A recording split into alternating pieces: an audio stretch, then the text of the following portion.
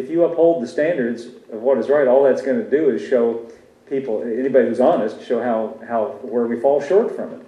And also you could say, if we're going to uphold the standards of righteousness and try to get people to live up to it, then you don't need Jesus at all. You don't need a Savior.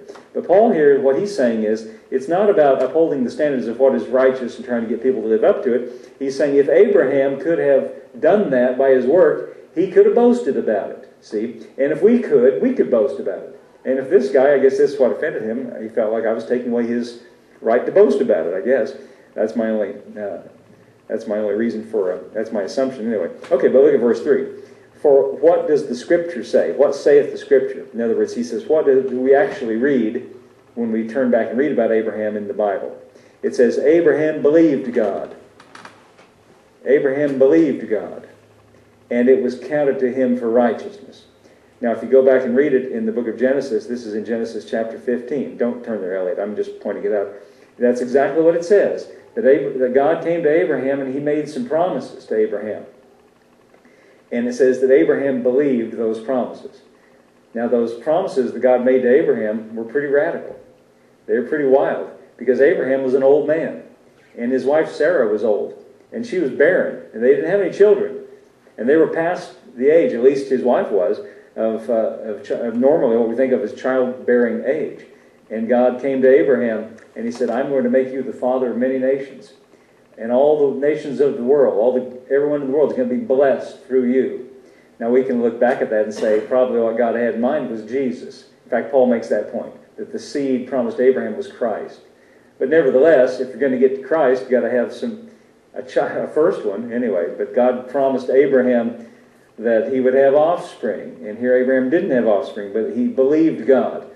And it says, and let's read that again, Abraham believed God, and it was counted to him for righteousness, for being in compliance with all that God required.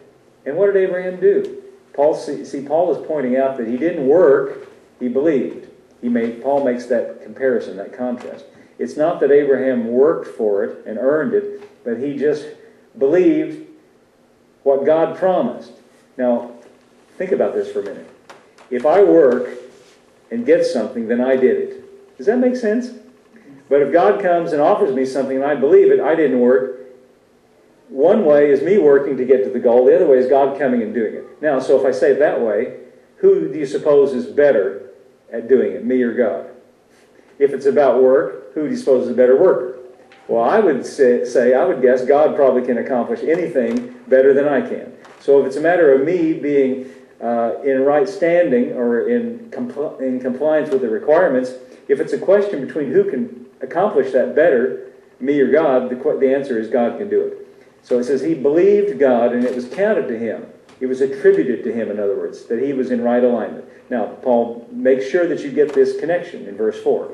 Now to him that works is the reward not reckoned of grace but debt. What does that mean? If you work for it, it's not grace anymore. It's not a gift. It's your payment.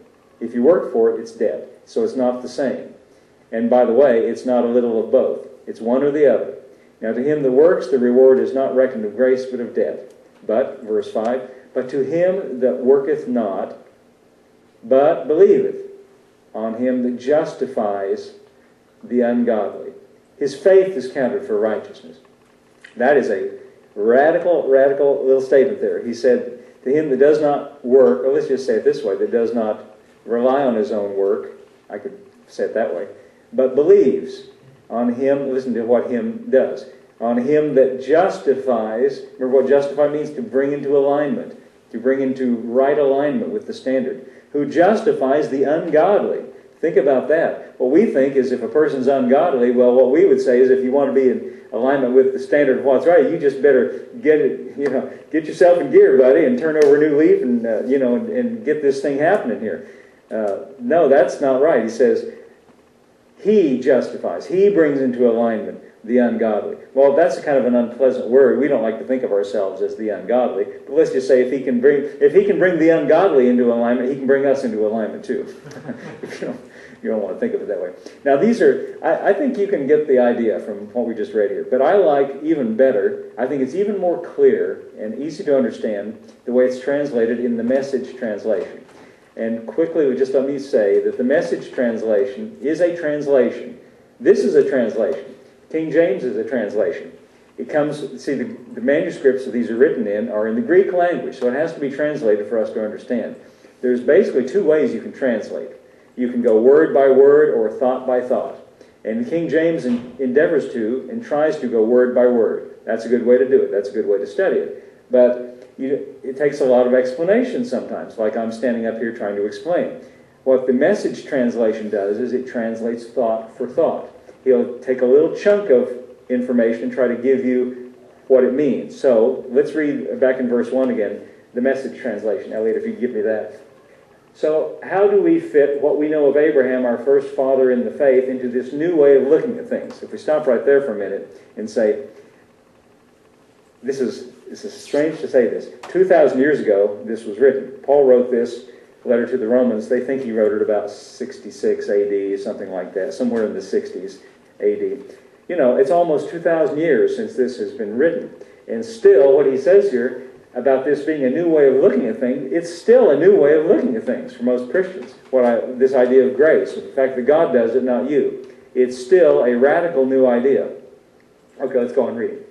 If Abraham, by what he did for God, got God to approve him, he could certainly have taken credit for it. But the story we're given is a God story, not an Abraham story. Did you know, if you go back a little bit, if you talk to most Christians, they think it's exactly that way. It's what we do for God. What are you doing for God? Can I just be, I don't mean to be irreverent about this, but God doesn't need you to do anything for him. He's big enough to handle things on his own. He's got a lot of power, did you know it? What he would more prefer is that we let him do things for us. And then, when we do things, it can be, you know what Paul says. Can we come back here for a minute? Let's just go to 1 Corinthians chapter 15 just for a second. I want to show you something Paul says. And King James will be good enough for this one. We're coming right back here in a second. And I'm sorry, I'm trying not to be like Paul and be long-winded. I'm trying to keep this short. 1 Corinthians 15. And let's see. Look at verse 5. Let's start there. And he was seen of Cephas, that's Peter. And then of the 12, talking about Jesus, how he appeared to them. And after that he was seen of about 500 brethren at once, of whom the greater part remain unto this present, but some are fallen asleep. Okay? After that he was seen of James, and then by all the apostles. This is about after his resurrection. Okay? And last of all he was seen of me also, as one born out of due time, Paul says of himself. Okay? For I am the least of the apostles, that am not meet, that means appropriate. It's not appropriate to be called an apostle because I persecuted the church. I'm not qualified to be called an apostle. But listen, but by the grace of God I am what I am. Did you hear what he said? By God's gift. See, he said, I am not qualified to be an apostle because I persecuted the church. But by God's grace I am what I am. And his grace, which was bestowed upon me, was not in vain or to no purpose. But I labored, listen to this, I labored more abundantly than they all, yet not I.